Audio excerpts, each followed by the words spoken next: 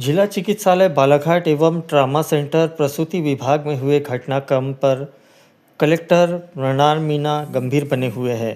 एक दिन पहले ही यहां प्रसूता के गर्भ में बच्चे की मौत होने का मामला सामने आया था, जिसमें परिजनों ने डॉक्टर की लापरवाही, सीजर के लिए 5,000 रुपये मांगे जाने के आरोप तथा एम्बुलेंस चालक द्वारा अवैध तरीके से वसूली किए जाने की बात कही गई थी। इसे गंभीरता से लेकर कलेक्टर ने सीएचएमओ से रिपोर्ट मांगी और स्वास्थ्य विभाग में भिजवाए जाने का बताया है। अगर डॉक्टर इस मामले में दोषी है तो कार्रवाई किए जाने का भरोसा कलेक्टर ने जताया है। गुरुवार को कलेक्टर जिला अस्पताल प्रसूति विभाग का औचक निरीक्षण करने पहुंचे। इस दौरान सीएचएमओ डॉक्टर परेश उपलब्ध, civil surgeon doctor Nilay Jain, नपा CMO BD Katrolia भी मौजूद रहे। अस्पताल परिसर में घूमकर कलेक्टर ने जायजा लिया और मरीजों के परिजनों से भी वार्तालाप की, जहां परिजनों ने उन्हें अस्पताल में व्याप्त समस्याओं से अवगत कराया। उनकी बातें सुनकर कलेक्टर ने त्वरित रूप से अस्पताल प्रबंधन को उपाय योजना किए जाने के लिए निर्देशित किया। इस दौरान कलेक्टर ने ओपीडी नेत्र विभाग का भी निरीक्षण किया।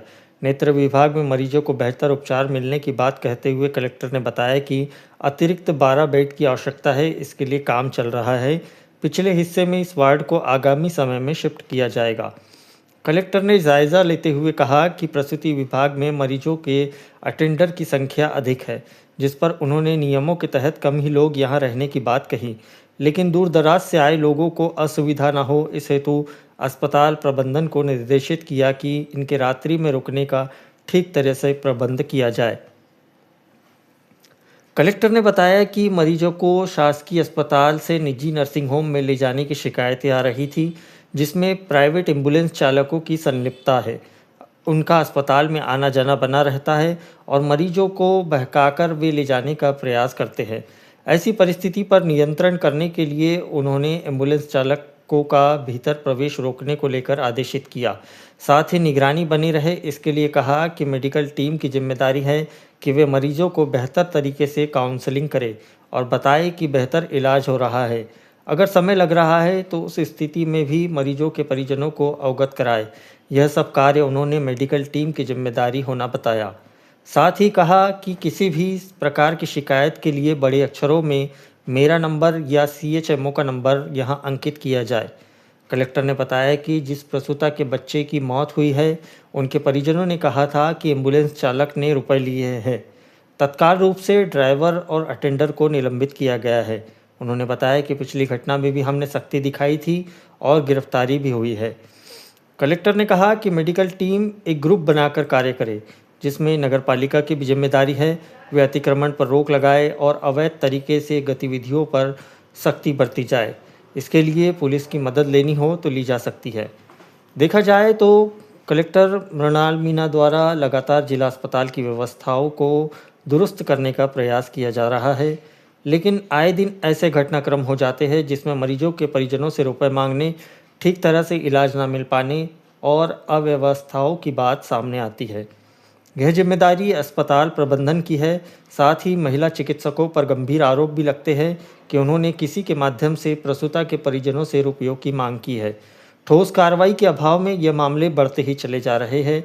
आगामी दिनों में इस मामले पर गंभीरता बरतने की बात कही गई है, लेकिन वाकई शासकीय अस्पताल की अव्यवस्थाओं पर पूरी तरह से विराम लग जाएगा, यह कहना मुश्किल है। ओपीडी का भी और ट्रॉमा सेंटर और मैटरनिटी विंग का भी निरीक्षण किया गया है और कुछ इश्यूज़ हैं। जैसे एक मेजर प्रॉब्लम ये है कि अटेंडेंट्स की संख्या बहुत ज़्यादा रहती है, नॉर्म से भी ज़्यादा रहती है और उसके चलते हुए कई बार ये देखने में आया है कि सभी इंक्लूडिंग आप लोगों के माध्यम से फ़ोटोज़ भेजी जाती हैं कि अव्यवस्था है, बहुत सारे लोग हैं, बैठने की जगह नहीं है। तो उसका एक नॉर्म फिक्स रहता है कि कितने अटेंडेंट्स पेशेंट के साथ में रह सकते हैं और उसके अलावा जो अटेंडेंट्स हैं उनके लिए भी व्यवस्था करने के लिए अभी हमने नगर पालिका को भी और हॉस्पिटल एडमिनिस्ट्रेशन को भी बोला है कि या तो फिर जितने अटेंडेंट्स वहाँ पे अलाउड हैं उतने ही रहे, उस पर एक तो थोड़ी निगरानी रखी जाए और बाकी के लिए जिस स्थान पे हम खड़े हैं वहाँ पे टेम्प्रेरी व्यवस्था बन सकती है। अगर किसी इशू की वजह से वो नहीं जाना चाहते हैं तो ये भी संभव नहीं है कि हम ज़बरदस्ती से उनको भेज दें, तो उनके लिए यहाँ पे रात में रुकने के लिए अरेंजमेंट किया जा सकता है। तो उसके लिए बताया गया है। पास में ही इनकी कैंटीन भी चलती है,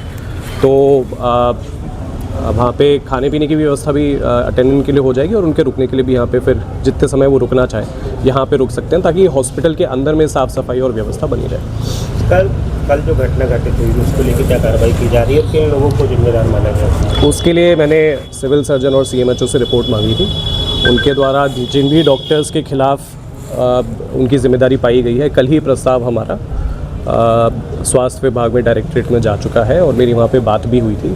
ऐसे हम पहले भी पूर्व में भी 2 प्रस्ताव भेजे गए हैं और उसमें हम लोगों ने ये आग्रह किया है कि इसके अंदर गंभीरता से कार्रवाई करी जाए। सर, अभी आपने खुद देखा ट्रामा सेंटर में जो है मरीजों ने भी आपको बताया कि जिस तरीके से स्टाफ परिजनों के अंदर डर का माहौल बनाता है कि ये दिक्कत होगी वो दिक्कत होगी, जिसकी वजह से मरीज प्राइवेट में जाने मजबूर होता है। इस समस्या का क्या समाधान है सर? देखिए, 2 इसके सॉल्यूशंस हैं। एक तो जो बाहर का एम्बुलेंस का स्टाफ है वो हमारे हॉस्पिटल एडमिनिस्ट्रेशन को निगरानी रख के तत्काल रूप से उनका दखल अंदर बंद करना पड़ेगा। इसके लिए काफ़ी कुछ कार्रवाई सिविल सर्जन साहब ने करी है, बट अब भी ऐसे इंस्टेंसेस आते हैं जहां पे बाहर के एम्बुलेंस के लोग अंदर घूमते पाए जाते हैं और पेशेंट्स को बहकाने की कोशिश करते हैं। दूसरा, जो अटेंडर्स हैं उनको प्रॉपर काउंसलिंग की ज़्यादा आवश्यकता उनको है पेशेंट से ज़्यादा। हम पेशेंट को अगर अच्छा ट्रीटमेंट दे रहे हैं तो उनके परिजनों को भी कन्विंस करना पड़ेगा कि भाई ट्रीटमेंट मिल रहा है, और अगर 2-3 दिन का वेट करने का पीरियड और है तो पेशेंट को हमारी मेडिकल टीम की जिम्मेदारी है कि उनको कन्विंस करें और वो उतनी देर रुकें, उनको कोई परेशानी नहीं हो, ताकि फिर वो किसी और के बहकावे में या फिर किसी प्राइवेट इंस्टीट्यूशन में जाके इलाज कराने से जो बार बार शिकायतें आती हैं कि हमसे इतनी वसूली कर ली और यहाँ पे इलाज के लिए लेके चले गए, तो उसका एकमात्र तरीका बंद करने का यही है। इसके साथ में मैंने वापस से निर्देशित किया है कि मेरा नंबर, CMHO का नंबर और बड़े तरीके से वहाँ पे लिखवाया जाए। पेशेंट्स लगातार कॉल भी करते हैं और उसको जितने हमारी जानकारी में आता है हम उसको एड्रेस करने की कोशिश भी करते हैं। तो उम्मीद है कि ये तीनों चीज़ें करेंगे तो इससे काफ़ी कुछ ये जो शिकायतें हैं वो कम सर, एम्बुलेंस और डॉक्टरों के द्वारा पैसे मांगने की जो लगातार कल भी पैसे लिए गए थे एम्बुलेंस चालक के द्वारा, इस पे कैसे रोक लगाई है सर? इस पे कल के केस के अगर स्पेसिफिक बात करें तो उसको तत्काल रूप से हमने भेज के उस एम्बुलेंस के ड्राइवर को और अटेंडर को निलंबित करा दिया। मेरे ख्याल से कुछ देर में उसके आदेश भी आ जाएंगे। पिछले बार जो ऐसी घटना हुई थी उसके संबंध में FIR भी करा दी गई थी और उसकी गिरफ्तारी भी कर ली गई थी। पहले हॉस्पिटल के कैंपस के अंदर ही बहुत सारी प्राइवेट एम्बुलेंसेस खड़ी होती थी, अभी उन सभी एम्बुलेंसेस को बाहर कर दिया गया है। बट ये आप जो बता रहे हैं वो बिल्कुल सही है कि कुछ लोग अब भी आके अंदर पेशेंट्स को